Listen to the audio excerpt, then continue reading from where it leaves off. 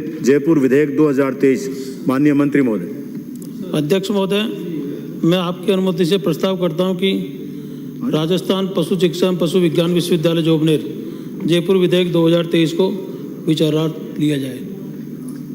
श्री अमीर सिंह बायल, श्री बिहारी लाल। माननीय सभापति जी, राजस्थान पशु चिकित्सा पशु विज्ञान विश्वविद्यालय जोबनेर जयपुर विधेयक 2023। माननीय सभापति जी, अभी हमने मारवाड़ मेडिकल यूनिवर्सिटी पर चर्चा की, अब नई वेटनरी यूनिवर्सिटी पर चर्चा हो रही है। और कहने को तो राजस्थान 2 मेडिकल यूनिवर्सिटी वाला पहला प्रदेश बन रहा है और इस बिल के माध्यम से 2 वेटनरी यूनिवर्सिटी वाला भी पहला प्रदेश राजस्थान बन रहा है। उसकी तो मंत्री जी आपको बधाइयाँ। लेकिन हम रोज नई यूनिवर्सिटी खोलते हुए इस शिक्षा के साथ, उच्च शिक्षा के साथ करते क्या जा रहे हैं, उसका कितना नुकसान हम करते जा रहे हैं, उसकी आप कल्पना मात्र भी हम नहीं कर पा रहे हैं। राजस्थान पशु चिकित्सा पशु विज्ञान विश्वविद्यालय राजूवास बीकानेर पहली विश्वविद्यालय वेटनरी की, पेरेंटल यूनिवर्सिटी जिसको कहेंगे, उसको ही बाइफरकेट करके आप नया विश्वविद्यालय बना रहे हैं। और उस विश्वविद्यालय को भी बने हुए मात्र 13 वर्ष में 2010 में वेटनरी विश्वविद्यालय बीकानेर बना था। और वो विश्वविद्यालय के वैज्ञानिक, उसके साइंटिस्ट, शिक्षक उसको सजाने संवारने में, आगे बढ़ाने में लगे हुए, लेते उसका शैशव काल ही है। और उस शैशव काल में ही उसके बंटवारा करने जा रहे हैं, उसका विभाजन करने जा रहे हैं। हालांकि जनसंख्या घनत्व के, पशुओं की जनसंख्या घनत्व के मामले में कैटल पॉपुलेशन में राजस्थान से कई प्रदेश आगे, वहां भी एक ही यूनिवर्सिटी है। लेकिन अब आपने घोषणा कर दी है, सरकार ने घोषणा कर दी, आप विधेयक ले आए, तो जरा पेरेंटल यूनिवर्सिटी के साथ कैसा सौतेला बर्ताव करने जा रहे हैं उस पर भी नजर डाल लीजिए। विश्वविद्यालय, माननीय सभापति जी, आप भी एकेडमिशियन हैं, डॉक्टर हैं, पेरेंटल यूनिवर्सिटी के साथ सौतेला बर्ताव, विश्वविद्यालय का विभाजन, इसमें आने वाले कॉलेजों, पशु विज्ञान केंद्रों, अन्य इकाइयों की संख्या के आधार पर ना करके संभाग के स्तर पर किया जा रहा है। इस प्रकार विभाजन करने से राजूवास बीकानेर को कितना नुकसान होगा, उसकी एक 2-3 छोटे मोटे उदाहरण मैं आपको दूं। वर्तमान में राजस्थान में कुल स्थापित और घोषित वेटनरी कॉलेजों की संख्या 12 है। और जो विभाजन किया जा रहा है उसके अनुसार राजूवास बीकानेर के हिस्से में मात्र 4 कॉलेज आ रहे हैं और 8 नए विश्वविद्यालय जोबनेर के हिस्से में जा रहे हैं। इसी प्रकार राज्य में कार्यरत और घोषित निजी क्षेत्र के भी कुल 12 वेटनरी कॉलेज हैं। उन 12 में से 11 कॉलेज राजूवास जोबनेर नए यूनिवर्सिटी के हिस्से में जा रहे हैं और पेरेंटल यूनिवर्सिटी बीकानेर के पास मात्र 1 कॉलेज बच रहा है। वर्तमान में कुल 70 animal husbandry diploma college RAJUVAS Bikaner से संबंध है और इस विभाजन के बाद उनमें से 50 कॉलेज राजूवास जोबनेर नए विश्वविद्यालय में चले जाएंगे। माननीय सभापति जी, चूंकि विश्वविद्यालय ऑटोनोमस बॉडी है, सरकार की जो आंशिक सहायता होती है, खुद को अपने इनकम के सोर्स जनरेट करने पड़ते हैं। राजूवास बीकानेर की आय का मुख्य स्रोत यही कॉलेज, इनमें पढ़ने वाले छात्रों की फीस, इनसे एफिलिएशन लेने वाले कॉलेजों से उनको आय होती है। और अभी राजूवास बीकानेर के अंदर 17 पशु विज्ञान केंद्र है, जिनमें से 9 नए विश्वविद्यालय में जा रहे हैं। यह बंटवारे का तरीका है। और मेरे पीछे वरिष्ठ साथी नागौर से आने वाले माननीय विधायक मोहन जी विराजे हैं। मैं इनसे पूछ रहा था, खेती किसानी के, पशुपालन के मंत्री भी किसान परिवार से आते हैं। इस सदन में बैठे हुए बहुसंख्यक, अतिसंख्यक विधायक किसान परिवार से आते हैं कि जब घर में बंटवारा होता है तो बंटवारे में पेरेंटल पीछे छूटता है, उसके पास क्या हिस्सा रहता है। और बडेर में सभापति जी छोटो वे जी को रहे और बडेर वाले को हमेशा ही लाड हुए। पर यहां तो उल्टा हो रहा है। पेरेंटल यूनिवर्सिटी के साथ इतना सौतेला व्यवहार हो रहा है कि जिस राजूवास की इन सारी चीजों से 18 करोड़ 25 करोड़ की आय हो रही थी, और 18 करोड़ तो उसकी पेंशन लायबिलिटी है। और जब आप इसको इस तरह भेदभाव तरीके से बांट देंगे तो नया जो विश्वविद्यालय बन रहे हैं उसकी पेंशन लायबिलिटी तो 0 होगी, लेकिन पेरेंटल यूनिवर्सिटी की पेंशन लायबिलिटी 18 करोड़ है और आप उसकी 25 करोड़ टोटल आए उसको इस तरह बांट देंगे, इस असमान बंटवारा कर देंगे तो उस विश्वविद्यालय का क्या असर होगा आप कल्पना कर सकते हैं सभापति जी।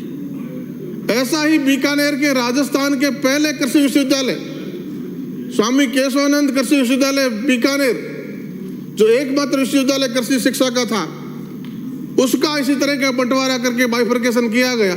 आज 5 विश्वविद्यालय एग्रीकल्चर के हैं, लेकिन नए विश्वविद्यालय उन पे 0 लायबिलिटी थी पेंशन की, और पेंशन के बोझ तले वो पेरेंटल विश्वविद्यालय कृषि विश्वविद्यालय आज उस बात को भुगत रहा है, और वही अस्त्र इस पेरेंटल राजूवास बीकानेर विश्वविद्यालय का रहेगा।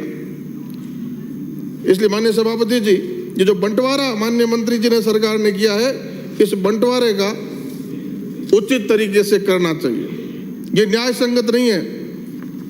और जब हम नया विश्वविद्यालय बनाने जा रहे हैं तो पुराने विश्वविद्यालय की स्थिति देख लीजिए। 10 वर्षों से assistant professor, associate professor, professor आदि शैक्षणिक स्टाफ का एक भी स्थायी भर्ती नहीं हुई है। 10 वर्षों से 13 वर्षों से जो विश्वविद्यालय चल रहा है उसकी यह स्थिति है, तो इस विश्वविद्यालय की क्या असर होगा। और महाविद्यालयों में वर्षों से रिक्त पद पड़े हैं, क्वालिटी एजुकेशन समाप्त होती जा रही है। माननीय सभापति जी, नए विश्वविद्यालय और कॉलेजों का भविष्य क्या होगा हम इस बात को जानते हैं। माननीय सभापति जी, किसी विश्वविद्यालय या संस्था का विभाजन होता है तो पेरेंटल संस्था के पास बड़ा हिस्सा होता है, जैसे मैंने मोहन जी का नाम लेकर जिक्र किया। यहाँ तो बड़ा छोटा आधा भी नहीं मिल रहा, और बीकानेर की जनता ही नहीं, बीकानेर के पशुपालकों के साथ बहुत बड़ा अन्याय हो रहा है। और ये जो बीकानेर वेटनरी यूनिवर्सिटी है, और जो कभी कॉलेज हुआ करता था वेटनरी कॉलेज बीकानेर, 1954 में कॉलेज बना था, आज उसकी प्लेटिनम जुबली मनाई साल में जा रही है, प्लेटिनम जुबली हम मना रहे हैं।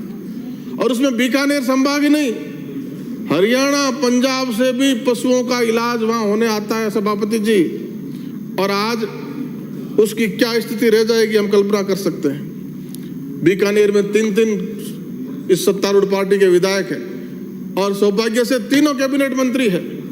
एक को परकोटे से बाहर झांकने की फुर्सत नहीं है, एक को बजरी कॉलोनाइजेशन की जमीनों से फुर्सत नहीं है, किसी को जिप्सम से फुर्सत नहीं है, और कई ऐसे भी कैबिनेट का दर्जा प्राप्त लोग हैं मारवाड़ी में कहे बिना ब्याह मुकलावा हो गयो, माने रॉयल्टी में फुर्सत को नहीं। अब लारे बच्चे हमारे प्रभारी मंत्री जी जिका ही बिल ने राख्यो है, ये बीकानेर का प्रभारी मंत्री है।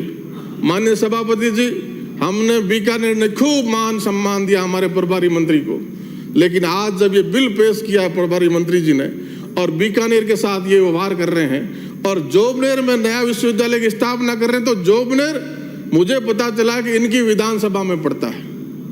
अब हमारे मान सम्मान का क्या रहा, जो रसगुल्ले की मिठास, जो नमकीन का तीखापन, 5 साल हमारी आओ भगत, ये तो वो बात हो गई सभापति जी।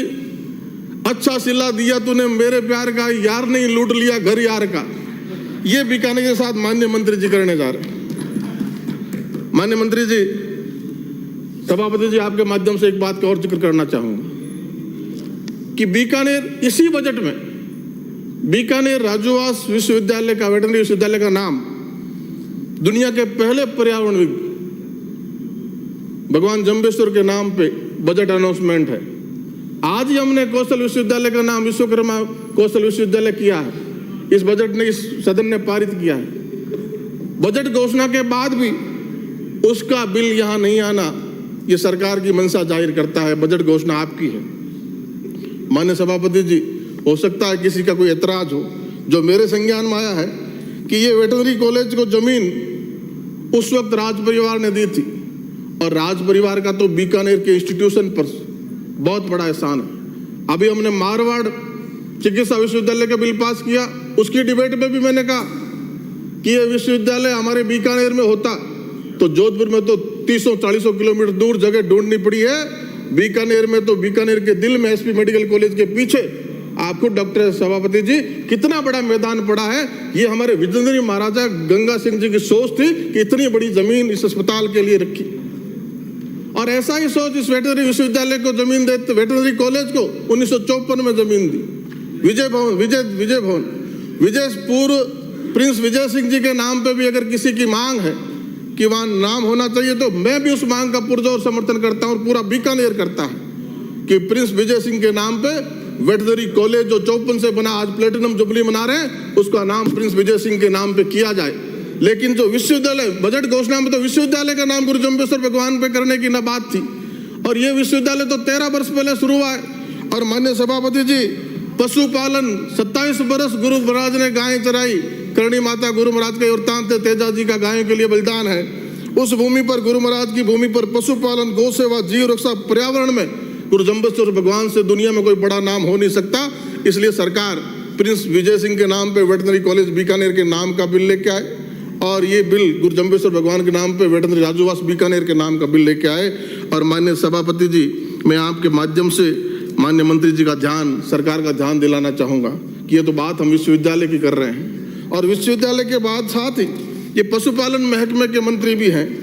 और 5 वर्ष से 2017 की हम बात तो कर रहे हैं, इन विश्वविद्यालयों में वेटनरी के स्टूडेंट तैयार करेंगे, हम पशु चिकित्सक बनाएंगे, लेकिन जो पशु चिकित्सक बने हुए हैं, जो डिग्रियां लिए घूम रहे हैं, उनका क्या असर है? माननीय सभापति जी, 17 में 900 डॉक्टर की वैकेंसी निकली।